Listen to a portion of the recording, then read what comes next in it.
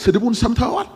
በጌታ በኢየሱስ የስድብ ናዳ የስድብ ውርጅብኝ ይሄ በማን ነው? በሃይማኖት አባት ላይ ነው።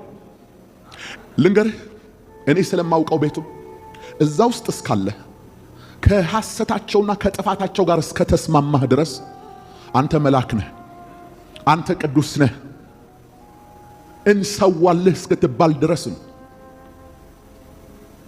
እግር ከዛ ይውጣ ወይ ደግሞ ሳት ብሎ ትንሽ እንዲህ አይነት ነገር በዛ መሃል ሆነ አሰማ። ከመቼው ከአንቱ ወደ አንተ ነገሩ እንደሚቀየር ማመን ያቅታል። እና እዚህ ውስጥ መንፈስ ቅዱስ እየሰራ ነው ብዬ ልመን። እዚህ ውስጥ እውነተኛው አምልኮ አለ ብዬ ልመን። ይኸውልህ ይሄ የግለሰቦች ነው ደግሞ ይልሃል። አንዳለ ወይ ባለባሽ ይመጣናው መልስ ይሄ ግለሰቦች ነው፣ ግለሰቦች ናቸው። ግለሰቦች ቤተክርስቲያንን አይወክሉም። ቤተክርስቲያን የሚባለው ድንጋዩና የጽዱ እንትን አይደለም፣ የአማኞች ህብረት ነው። ሰዎች ናቸው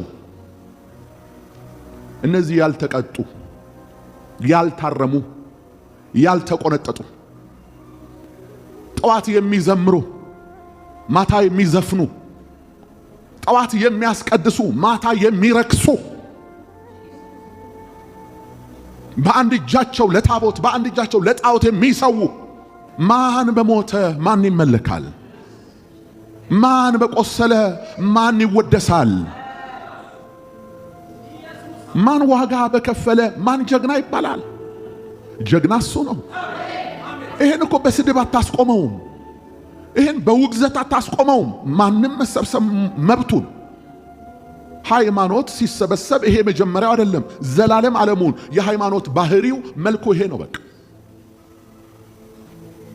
ጠላትም ይሄን ስለሚያውቅ ወንዱን ልጅ ለማጥቃት የመሸገው የሃይማኖት ቤት ውስጥ ነው። ከጥንት ጀምሮ ከጥንት የአይሁድ ሊቃነ ካህናት ምንድን ናቸው?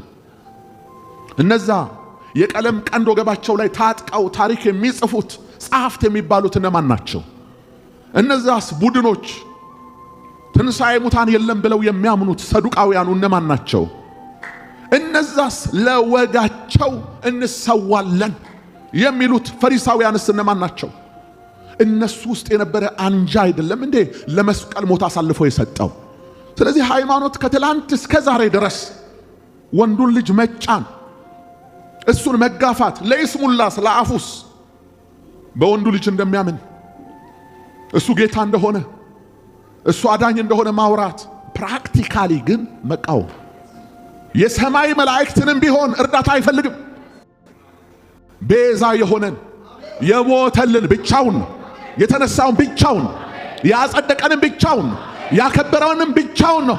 ስለዚህ አምልኮ፣ ስግደት፣ ውዳሴም የምናቀርብለት ብቻውን ነው።